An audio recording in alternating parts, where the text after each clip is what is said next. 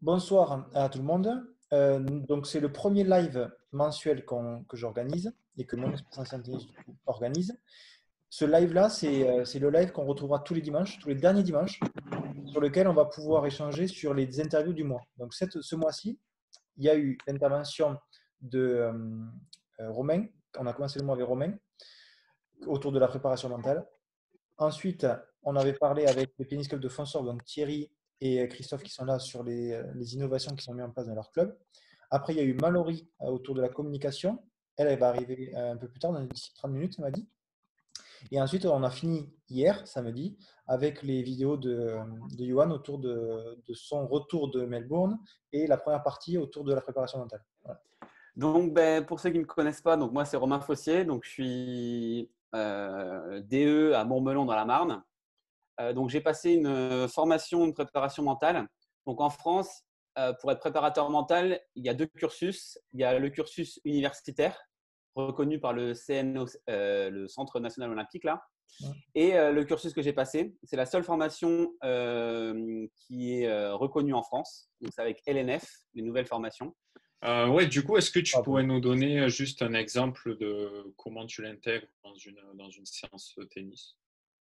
Alors, soit le joueur, en fait, soit je le prends à part, si tu veux, tu vois, sur un groupe de compétiteurs, je le prends à part dans la discussion. Ok. Soit, par exemple, je ne sais pas s'il a un comportement où… Je te prends un exemple que j'ai eu avec un joueur, tu vois, j'avais un joueur trop d'expression, tu vois, trop énervé, tu vois, je lui ai fait jouer avec un stylo, tu vois, avec des outils, je lui ai fait jouer avec un stylo pour que toute l'attention soit dans le stylo, qu'il le mord, et ça lui évite d'avoir de la tension nerveuse dans la frappe, quoi. Donc, tu vois, il était en train de balancer un peu, tu vois, je lui ai mis un stylo. Après, c'est de trouver des outils qui vont lui permettre d'y arriver. Alors, soit c'est des outils que j'utilise avec des moyens pédagogiques, soit sous forme de réponse, d'entretien que je fais avec le joueur. C'était un peu la même question, mais moi, c'était surtout pour savoir comment mettre en pratique, des choses en pratique sur le terrain au niveau de la confiance en soi. C'est quelque chose que j'ai un peu du mal à aborder, notamment chez les très jeunes. J'ai une petite là de 11 ans que je suis. Et la partie hors terrain, on va dire qu'elle est réglée, mais sur le terrain, trouver des exercices pour travailler la confiance en soi, par la mettre en réussite, du coup, je vois pas trop. Si tu as des petits exemples pratiques. Alors, moi, sur la confiance en soi, tu vois, par exemple, je peux mettre un exercice où, en fait, souvent, alors, moi, sur les personnes que j'ai travaillées, c'est les filles. Alors, Ouais. plus de difficultés avec les filles. Mais ce que je faisais, en fait, c'est que tout le terrain comptait. Tu vois, un truc bête, c'est-à-dire que, en fait, même si elle met la balle, alors si ton terrain il est rouge et que le vert, c'est faute, ben, en fait, tout comptait. C'est-à-dire que même si elle mettait une balle, tu vois, il y avait des zones, elle pouvait envoyer la balle où elle voulait, tu vois. Le but, elle était en réussite tout le temps, en fait. Tout le temps, tout le temps, tout le temps, tout le temps. Et puis, comme ça lui permettait de tenter des choses. Des choses qu'elle n'aurait pas fait naturellement si le terrain la zone était plus petite. Donc, j'ai carrément agrandi le terrain. Comme ça, elle tentait des choses. Et puis, au fur et à mesure, tu vois, elle a commencé à cadrer un peu plus, quoi. Ok. Voilà ce que j'ai fait sur la confiance en soi. Ah, c'est gentil, rapidement, et je voulais rebondir sur ce que disait Romain. Alors, bonsoir à tous. Benoît, je suis entraîneur dans un club au nord de Rennes, entre Rennes et Saint-Malo. Lequel? Parce que j'ai passé mon DE en Bretagne. Bretagne romantique, Tinténiac. Ok, d'accord, je connais. Et je suis aussi préparateur mental. J'ai passé la même formation que toi il y a 2 ans. D'accord. Et puis forcément, voilà, c'est qu'un début. Et je suis passionné par ça. Et pour rebondir sur ce que tu disais sur la confiance en soi par rapport au fonctionnement des filles qui est complètement différent que celui des garçons. Et les filles fonctionnent, Marie, beaucoup sur la notion de compétence. Oui, c'est vrai. Et forcément, sur la confiance en soi, ce que je fais moi sur le terrain, alors du coup, je le fais aussi, j'accompagne aussi deux jeunes là, en tennis-études au nord de Rennes, dans un plus gros club. Et en fait, ce que je fais, c'est que je leur refais prendre conscience de ce qu'elles sont capables de faire. Par exemple, en tout cas, moi, dans mon club, je les fais jouer un coup qu'elles aiment faire et sur lequel elles ont du plaisir, souvent leur coup fort, Ouais. pour leur montrer qu'elles sont capables et qu'elles savent le faire. Et que forcément, il y a la notion de, comme tu dis, Romain, de compétence et forcément l'augmentation de la confiance en soi. en le reproduisant et en allant effectivement vers ce qu'elles vont découvrir, mais en leur montrant finalement, quand elles ont démarré, elles n'étaient peut-être pas aussi compétentes dans leur coup fort au début qu'elles le sont maintenant. Bonjour à tous. Là, actuellement, moi, je suis enseignant en Pays de Loire et je rebondis aussi par rapport à ce que disait Romain, parce que moi, j'ai suivi cursus TAPS avec le master en prépa mentale de Lyon. Et du coup, j'ai pu mettre en place pendant mes stages des interventions en prépa mentale dans le club et en plus en indépendant sur 7 joueurs pendant 2 ans. Donc, sur les 7 joueurs pendant 2 ans, avec 1 à 2 séances en individuel et en collectif pendant 2 ans, il y a pas mal d'expérience qui en est sortie. Et du coup, je voulais juste, il n'y a pas de vérité, hein, mais juste donner mon retour d'expérience par rapport à ça et par rapport à ce que vous disiez. En fait, après ça, c'est de la vision du cursus universitaire, mais le cursus universitaire, ça se base beaucoup sur les recherches universitaires, donc c'est très théorisé et très, on va dire, scientifique. Et donc déjà, moi, ma priorité, c'est qu'on connaisse les 4 définitions des 4 C, c'est-à-dire confiance en soi, combativité, concentration et CAMS. Et ma plus grande attention, c'est sur le discours. C'est-à-dire qu'on entend tous déjà, attention, pas de double faute, pas de filet, etc. Je ne sais pas si on abordera tout à l'heure, mais dans le cerveau, pour faire très très simple, tu as conscient, inconscient. Et l'inconscient, il retient que les mots forts, il ne retient pas les négativités. Si tu dis ne pas faire de double faute, il y a double faute. Le cerveau, il a compris double faute. Derrière, tu fais une double faute, il n'y a pas de souci. Attention au filet, tu vas jouer dans le filet, il n'y a pas de problème. Donc le but, c'est pas forcément de les bannir, c'est bon parce qu'ils sont là, faut en prendre conscience, mais plus voilà, de se dire que toujours tourner le plus possible en positif. Et au début, c'est un sacré jeu de rôle. C'est pas facile à faire au départ. Et puis après, on ne dit pas non plus 36 000 phrases différentes sur le terrain. Donc après, une fois que tes feedbacks ils sont calés en positif. Et on est dans cette idée de préparation mentale et de piocher à droite à gauche. Et je pense que c'est quelque chose de transversal dans tout ce qu'on fait dans la vie. Tu vois, tu pars de la technique ou de la tactique, tu vas apprendre des trucs à droite à gauche sur la technique tactique. Mental pareil, physique pareil, diététique. Tu vas piocher à droite à gauche partout de façon à ce que tu arrives à avoir ta propre expérience et du coup, de tout ce que tu as appris, voilà, tu en crées quelque chose. Voilà. Donc, comme ça, on conclut sur la partie mentale. Et là, on passe au deuxième thème.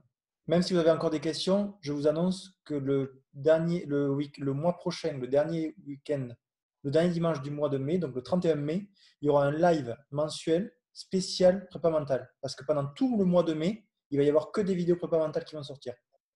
Donc le dernier week-end de mai, rendez-vous pour avoir, enfin le dernier dimanche, rendez-vous pour avoir un live spécial mental. Donc là, on va envoyer du bois. Bon, quoi qu'il en soit, on passe à la suite. Et les répétiteurs, tu l'as où? Tu le trouves où? Je le prends dans mon école de tennis. D'accord. Je les prends dans mon école de tennis, soit les élites du club qui viennent taper un petit peu avec eux, soit les ados qui échangent. D'accord, très bien. Très intéressant. Très bien. Merci pour ces informations. Ouais, merci. À toi, Antoine, vas-y. Christophe, bonsoir. Antoine, je suis prof de tennis dans le Tarn-et-Garonne, dans le 82. J'avais une question là. Du coup, est-ce que tes répétiteurs ils sont formés à une tâche technique pour l'enfant? Parce qu'il faut une acquisition derrière quand même. Mais du coup, ça fait beaucoup de répétiteurs. Du coup, comment tu organises ça au niveau de la qualité? Bon, alors les enfants, les répétiteurs, si tu veux, on leur fait une petite formation en début d'année ou au fil de l'année avec l'autre enseignant qui les a avec eux, avec lui, pardon. Et si tu veux, on leur demande de la technique très très simple, hein, de la préparation horizontale, taper la balle devant, être en équilibre. Voilà ce qu'on demande aux répétiteurs pour pouvoir faire l'échange. Après, bon, aussi, moi j'aime bien que l'enfant soit un petit peu libre de sa technique et de sa réussite. Ok, merci. Pascal? Oui, moi je voulais juste faire part d'une expérience qui est un peu dans ce sens-là. Ouais. Donc moi je travaille avec une autre prof de tennis qui est attends, parce que je n'entends pas trop ce que je dis. Ouais. Une prof de tennis là, avec laquelle on travaille sur un programme qui justement met en place cette notion un peu de répétiteur avec des adultes et des parents. Donc en fait, toutes les semaines, le cours a lieu avec uniquement un adulte et un enfant de la même famille. Et ça de manière hebdomadaire sur toute l'année. Donc, l'idée de ce programme, c'est de faire jouer, effectivement, c'est ce que vous disiez, hein, c'est de faire jouer les enfants avec les parents, pour leur donner notamment envie de rejouer après le week-end et du coup leur donner des idées d'exercices, puisque d'une manière hebdomadaire, ils vont jouer avec leurs enfants avec des exercices assez nouveaux. Donc, du coup, ça va leur donner des idées pour jouer avec leurs enfants le week-end. Donc, c'est plutôt intéressant par rapport à ça. Les avantages, vous avez évoqué, hein, les avantages, c'est qu'effectivement, il y a beaucoup plus de jeux, il y a des qualités de balle forcément meilleures, puisqu'un adulte, même s'il est débutant, il n'a jamais joué, il en verra à la main de toute façon mieux qu'un enfant de cet âge-là, 5-6 ans. Donc, en fait, ce programme-là, ça fait 1 an qu'on le met en place et ça marche vraiment bien. On n'arrive pas à avoir d'inconvénients, on voit que des avantages. Et puis, ce qu'on essaie de faire cette année, on l'a fait un peu évoluer en associant justement une petite partie physique pour les adultes. C'est-à-dire qu'on se disait que c'était un peu dommage que les adultes viennent juste là pour envoyer la baballe un peu d'une manière péjorative aux enfants et donc servent simplement de sparring et du coup n'ont pas d'activité pour eux en fait. Donc, du coup, on essaie d'associer une activité physique à l'envoi et à la situation, aux différentes situations qu'on met en place. Donc, ça peut être des courses, ça peut être des abdos, au moment d'envoyer les balles, sous forme de gainage dynamique, etc., où ils envoient des balles en étant gainés, etc. Enfin bref. Donc, on essaie de mettre en place un maximum d'exercices où les adultes, eux, ont une activité physique à part entière en même temps qu'ils jouent avec leurs enfants. On passe au dernier thème. Merci Christophe et merci Thierry. Merci à vous. Avoir pu approfondir tout ça. Dernier thème du coup qu'on va aborder ce soir avec Mallory. Donc Mallory, ça a été le troisième thème donc autour de la communication. Pour ma part, donc moi au niveau de l'académie, c'est beaucoup les réseaux sociaux surtout.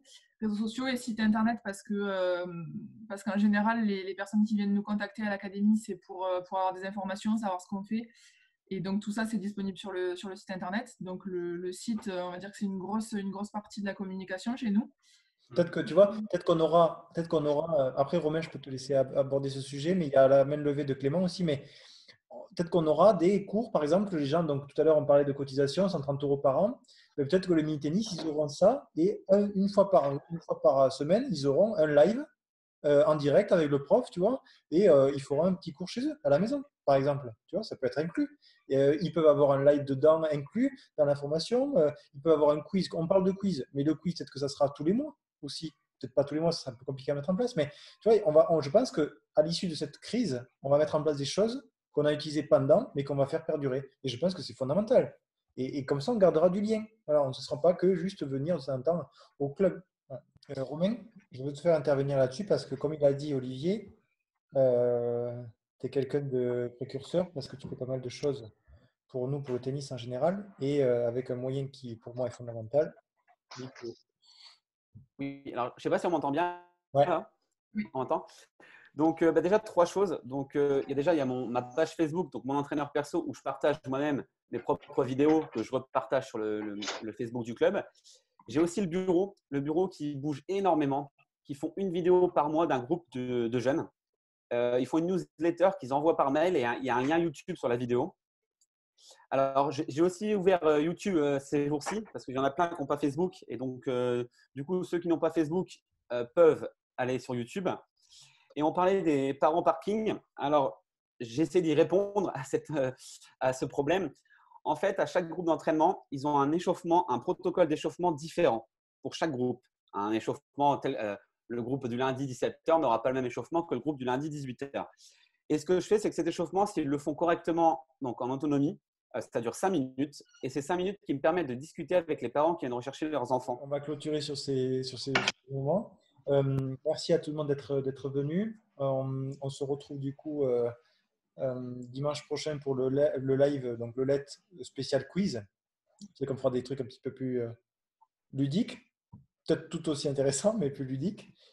Merci à toi. Merci à tous pour les échanges.